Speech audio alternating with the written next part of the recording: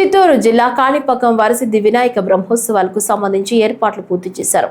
శ్రీ స్వామివారి వార్షిక బ్రహ్మోత్సవాల సందర్భంగా ఏర్పాట్లపై దేవస్థానం ఈవో పెంచల కిషోర్ విస్తృతంగా పరిశీలించారు. క్యూ లైన్లు, లైటింగ్, ఆలయ పరిసర ప్రాంతాల నందు తిరిగి పరిశీలించారు. ఈ సందర్భంగా మాట్లాడుతూ బ్రహ్మోత్సవాలు రేపటి నుంచి ప్రారంభం సందర్భంగా రాష్ట్ర దేవాదాయ శాఖ మంత్రి ఆనం రామనారాయణ రెడ్డి చేతుల మీదుగా స్వామివారికి పట్టు వస్త్రాలు సమర్పించనున్నట్లు తెలిపారు. భక్తులకు ఎలాంటి అసౌకర్యం కలగకుండా ఏర్పాట్లు చేశామని తెలిపారు. స్వయంభూ వరసిద్ధి వినాయక స్వామి దేవస్థానం కాణిపాకం నందు బ్రహ్మోత్సవాలు ఈ నెల 27వ తారీఖు నుంచి వచ్చే నెల 16వ తేదీ వరకు 21 రోజుల పాటు ఘనంగా జరగనున్నాయి.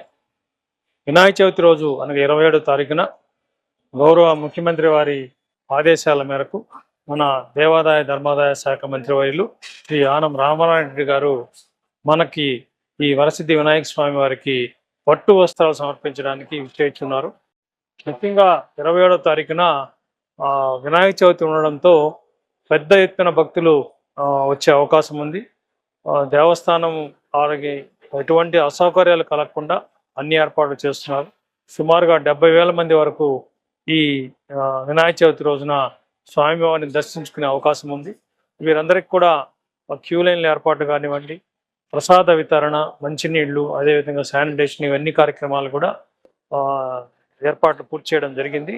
ముందస్తు ఏర్పాట్లు, అదేవిధంగా బందోబస్తు అరేంజ్మెంట్స్ కూడా పోలీస్ సిబ్బందితో ఎస్ఐ గారు మరి పై అధికారులందరూ కూడా పర్యవేక్షిస్తున్నారు. సో ఈ కార్యక్రమంలో ఎటువంటి అసౌకర్యాలు కలగకుండా ఉండేదానికి గాను గౌరవ కలెక్టర్ గారు ఆల్రెడీ ఒక కోఆర్డినేషన్ మీటింగ్ పెట్టారు. దీంట్లో ఎస్పీ గారు ప్రధానంగా పార్టిసిపేట్ చేశారు. అదేవిధంగా జిల్లా అధికారులందరికీ కూడా జిల్లా కలెక్టర్ గారు సూచనలు ఇచ్చి ఈ కార్యక్రమంలో ఎటువంటి ఏర్పాట్లు కూడా అసౌకర్యం కలగకుండా ఉండడానికి అన్ని ఏర్పాట్లు చేయమని వారికి